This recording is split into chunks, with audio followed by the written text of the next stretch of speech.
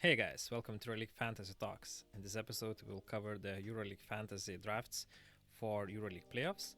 And I drafted with 3 other players as we were drafting 8 players before the start of the regular season. And I managed to finish third. I was only 3 wins behind the first place, so it was tight.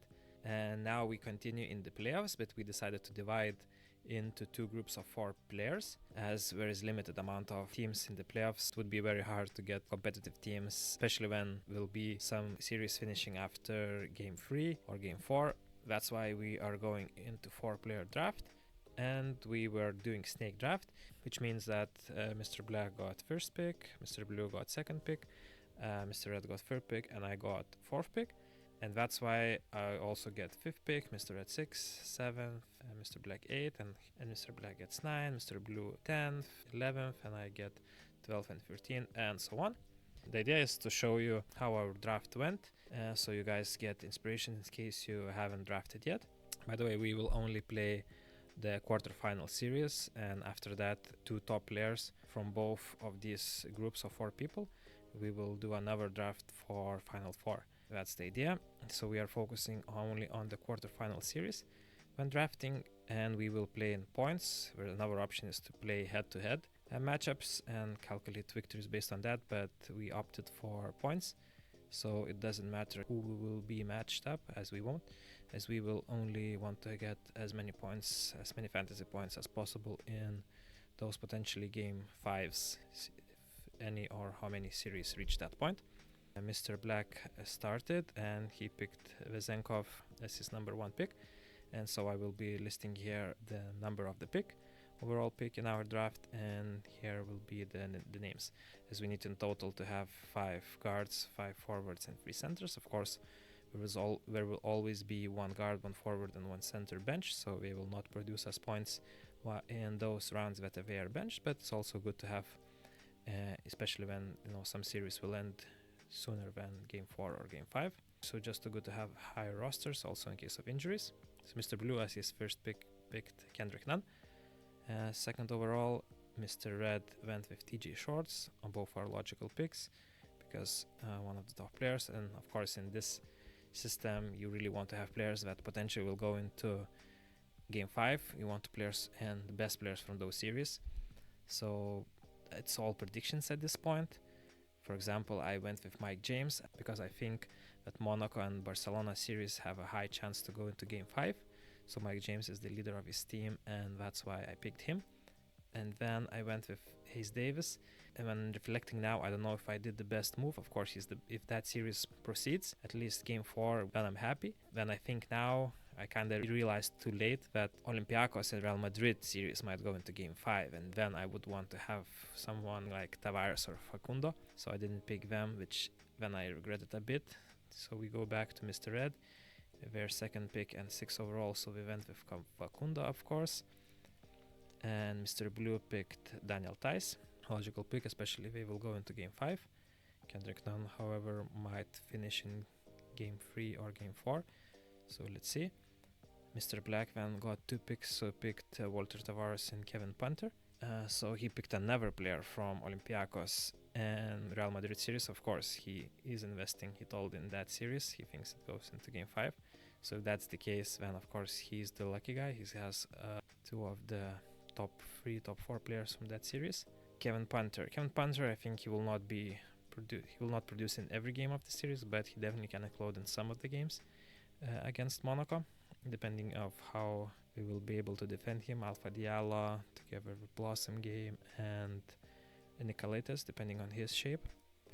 So then Mr. Blue picked Shane Larkin, and I think Shane Larkin is a bit high. At least I'm personally not a fan of Larkin, even if he's a great player. But for 10th pick, mostly because of this, it's a series against Panathinaikos and they have Jermaine Grant, and if they will send Jermaine Grant to defend against Larkin, it might make his life difficult. Also, his health is always an issue. He's kind of injury prone-ish player. As we saw, he can get injured, so I hope only the best, of course, for him, but you never know.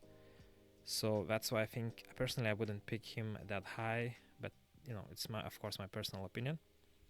Then Mr. Red picked Juancho, and Juancho showed that he is important in his team and he produces a lot of fantasy points, a lot of PAR for his team. Then I got 12th and 13th, as I really wanted more players from Monaco and Barcelona, so I picked Jabari, as he also has a good role now, especially with the injury of Chimezi Metu. Then I went with Kostas Lukas. That series might not go so far, but definitely Lukas is a second guard after Kendrick Nunn, and not to mention that John Grant is defensive player. So then Lukas definitely can have his night. So I hope really nice scores from him, as he shouldn't save himself as much, he shouldn't restrict himself as much as he did in some parts of the regular season. So now it's his time to shine. So that's why I went with him. I think it's about time to pick him, about 13th pick. Then Mr. Rand went with Hazonia, and I think that's a great pick for this time, for 14th pick. Hazonia will be important for that series, and especially if that series will go into game 5. Hazonia can have some nights, and it's definitely good to have him. And Mr. Blue picked Canan Musa, and I like Musa overall, but this season he was not as consistent, and Olympiacos definitely can defend. Also, we will not have home court advantage, so it's only because if that series would go into game 5, of course, then it's good to have Musa, but Hazonia is much better pick at this point. I would pick Musa a bit further, unless you really, really want to invest in that series for the game 5. Then Mr. Black picked his favorite player with Baldwin. In my personal opinion, it's a bit too high because Baldwin doesn't seem to be shining in Shara's system this year. Also, he's an injury-prone-ish player, so I don't like to pick players that have the possibility to get injured, and more often than others. Again, I wish him good health for Baldwin and not to get injured. He's a good player, but not this season, I think, Baldwin. So he picked Baldwin and then went with Evan Fournier, and Evan Fournier definitely can explode in some games as well. So Fournier, I think it's a good pick at this point. Mr. Blue went with Okobo. So the only concern about Okobo is that he didn't play in the domestic league last weekend, so that's the only risk. Otherwise, if he plays, I think he should be a good player for 18th pick. Also, Okobo didn't play against Asvel in round 34, which is a bit concerning. So do your research if it's worth to pick him at this point, because hopefully it's nothing serious and he will play in the playoffs. If he will play, then this is a good point to pick him. Then Mr. Red picked Vincent Poirier, and he really snatched Poirier just in front of my face. I really wanted to pick him, so then when my turn came, because I didn't have any centers at that point, and the best centers were taken already, I went with Oturu. I thought, okay, at the time it seemed to be a good pick, because we kind of share with Poirier and Oturu in the season, and the games against Panathinaikos seems to have had a bit better stats overall throughout the two games, so I went with Oturu. Although I would have went with Poirier, it also depends if Lesor will play or not, and from which game. So it's a lot of those factors, but I thought that it was one of the most decent centers available at the time. So then I picked Marko Guduric. So it's a bit also based on even if Wade Baldwin would remain healthy, I think Guduric can still have some games. So also let's see on the health situation of Eric McCollum and Wade Baldwin. But Guduric definitely can shine in at least one or two games in the series. So then Mr. Rand went with Milutinov. And Milutinov might be a good pick for 22nd pick, actually. He will play against Walter Tavares, who he will be used, but it will not be an easy life for Milutinov. Personally, I'm not a fan of Milutinov, mostly because of his injury-prone situation, that he's rather injury-prone and gets injuries throughout the way. So that's my view on it, but otherwise, if you want to risk of him remaining healthy, and I hope he will, of course, then it might be a good pick, especially for that series, if it will go more than game 3 or game 4. Mr. Blue, for his 23rd pick, picked Alpha Diallo, and I think that's a bit too high, because Diallo is not having a great season. I like him a lot as a player, but as a number, stats-wise, the last part after he had an injury around the middle of the season. So when he recovered, he is not producing as many stats. He averages around 30 minutes still after he's back, but he's just not producing so much PR. So that's why I think I would pick him around below 30th pick. Personally, I think it was a bit too early, unless, of course, Mr. Blue wanted to have more players from that series. He has Thais and Okobo. I think it's a bit too much, unless he really wants to invest in that series. Then sure, it's a way to do it. Then Mr. Black went with Tyson Ward and Gabriel Deck. Tyson Ward, I mean, he's kind of a third player in the Paris team, third, fourth. So around 10 PAR average. It could be expected, but it's nothing amazing unless that series will go far. That could be the only reason why you want him. Otherwise, I think it's a bit too early to pick him. Gabriel Deck, I think this series have more chance to go further, and then I think it's okay to pick him at 25th pick. At least that's how I see it. Then Mr. Blue went with Elijah Bryant, and again another player from FS. So a lot of 2 players from FS and 3 players from Monaco. So Mr. Blue invested in some of the series, it seems. But again, Elijah Bryant, he has chance to score, but Elijah Bryant's games this season against Panathinaikos didn't go so well. I think that's partly because of Jermaine Grant, so that's why I was not picking Bryant, although I would if he would have a different matchup in different series in the playoffs, but I avoid Bryant. So, but for 26 pick, I think it could be alright to already pick him, as he definitely has chance to score and explode in 1 or 2 games. Mr. Red went with Darius Thompson, and another case for Jermaine Grant. And Thompson is a bit not consistent player, so it really depends on Shane Larkin's condition and so on, and overall it's not an easy matchup for Thompson either, so I don't expect much from Thompson. I went with Satoransky, who has a much bigger role now with all the injuries in Barcelona. We have to use those core guys, and throughout the season, of course, Satoransky was rotated for ACB, the Spanish league, as the main point guard, so he didn't get so many minutes. But now in the playoffs in the Euroleague, he definitely will get, I would expect, around 30 minutes at least. Then we can also expect much better stats from him. And then I went with Alec Peters. I think it's a bit too early to pick Alec Peters, but as 29th pick. But my thinking was because at this point I had 0 players from Olympiacos and Madrid series. So if I had to pick someone, because if that series would be, for example, the only series that would go into game 5, let's imagine that scenario, then I would be rather screwed.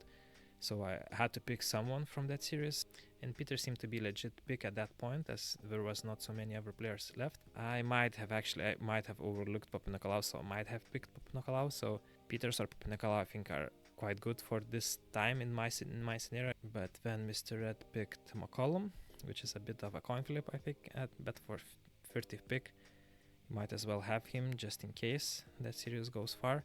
Mr. Blue went with Jantunen. I don't think, as we saw in the last part of the season, Jantunen didn't get so much PAR, so I don't expect much from him either in this series. And Mr. Black went with Grant. Grant for sure will have a minute average of more than 25, so he will play a lot, but the real question, how much offensively he will be used and how much PAR he will generate. I don't expect much actually to be on that side, but yeah, Mr. Black is investing in him, so let's see. He also went with Kavaris, and as he said later, that he picked him because he wanted to have someone from Paris series against Fenerbahce, because of the Fenerbahce's front court is not strong, so he wanted Kavaris because definitely Kavaris will be used with shorts for those pick and rolls against front courts of Fenerbahce, so might not be that bad of a pick for 33rd pick, and especially when he has Tavares, so that's understandable.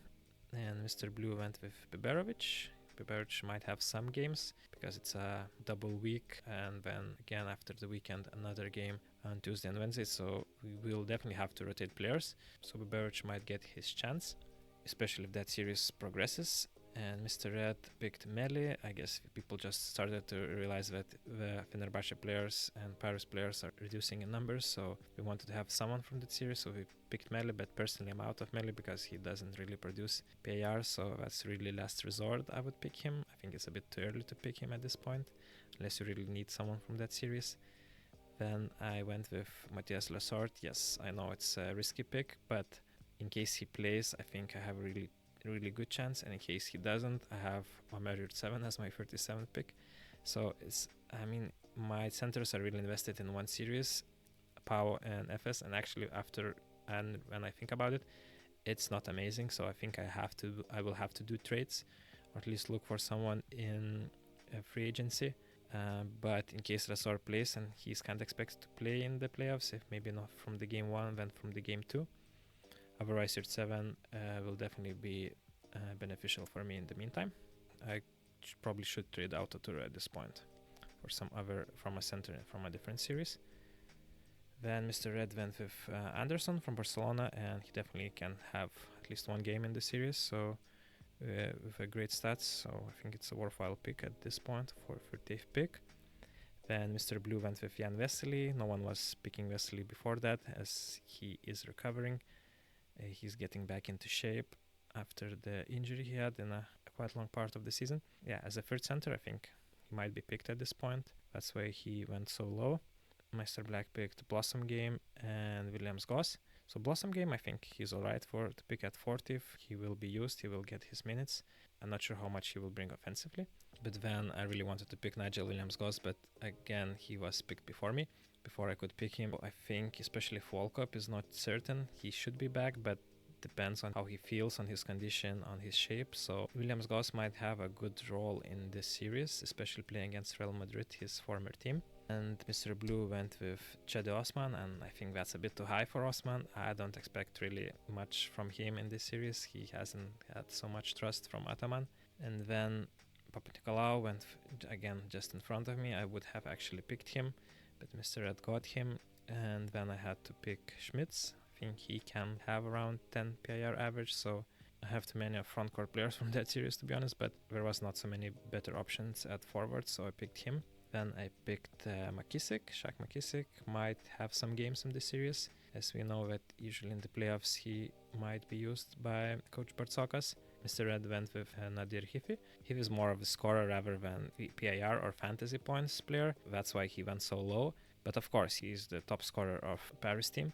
On a good night, he might, depends on the amount of the percentage of the shots he makes actually, depends the fantasy points actually. So he definitely can have more than 10, 15. On a good night, he can have 20 PR as well. So for the last pick in the guard section, why not? And Mr. Blue went with Coulson, and I don't think Coulson will get so many points, to be honest. He might get some minutes, but actually Deshaun Pierre might get more than Coulson, to be honest. So then Mr. Black went with Gabriel from Panathinaikos. Benyan Gabriel, which depending on Lesor's situation might get minutes or not so much. And Metoglou, actually Metoglou I think is better pick than Gabriel, but he has him both, so good for him. Metoglou might get a role, also depending a bit on the injury situation of other players. And Mr. Blue went with Lorenzo, and Lorenzo is kind of backup guard. So if Slukas and Nunn will remain healthy, I don't expect much from Lorenzo, unless that would go into game 5, and Mr. Blue wanted to have more players from that series. And Mr. Red closed his lineup with Mustafa Fall, who currently seems to be unavailable, who currently seems to have a muscle injury, so not sure when he will recover. And I closed my lineup with Abalde from Real Madrid, just because to have more players in that series, and I don't expect much from Abalde, but I will keep him benched just in case I need more players in that series. So that's my team. Let me know what you think about my team and if I have a chance in this playoff series. My thinking is that I have players for all the series, so that's what I would recommend as well. So you wouldn't put your chances on luck, because if you have from all the series, then you have a good chances, if depending which series advances where. So it is important to have players from all the series, because you never know which series will advance further. But of course, if you feel that some series will have more chances than others, so invest in those series. But what I think is also important to have players from each series, or at least if not all series, at least to have players from both game days, like turn 1 and turn 2, so you can actually switch captains, like I do. For example, I have Nigel Hayes-Davis and I have Mike James, so I have captains for each day in case Nigel Hayes-Davis doesn't perform so well. This is on Tuesday and Wednesday, and then Thursday and Friday as well. Then in round 3, when the games will go into round 3, it's not showed here yet, but it will switch a bit. So Fenerbahce and Paris, they will stay in turn 1, but then Olympiacos and Real Madrid will move into Tuesday, and Panathinaikos and Efes will go to turn 2 together with Monaco and Barcelona. So in my case, it's good because I will still have captains for turn 1 and turn 2, my two best players. So pick wisely because of that. So you have players, so you can switch the players that didn't perform so good in turn 1. You can also always switch out with some players from turn 2, so make sure you have a healthy balance of that. Otherwise, let me know in the comments what do you think, which of the 4 teams is the best and have the best chance to win. And of course, good luck on your draft. Otherwise, thank you for watching. For more content on EuroLeague Fantasy, please consider liking the video and subscribing to the channel. Thank you for watching and see you in the next one.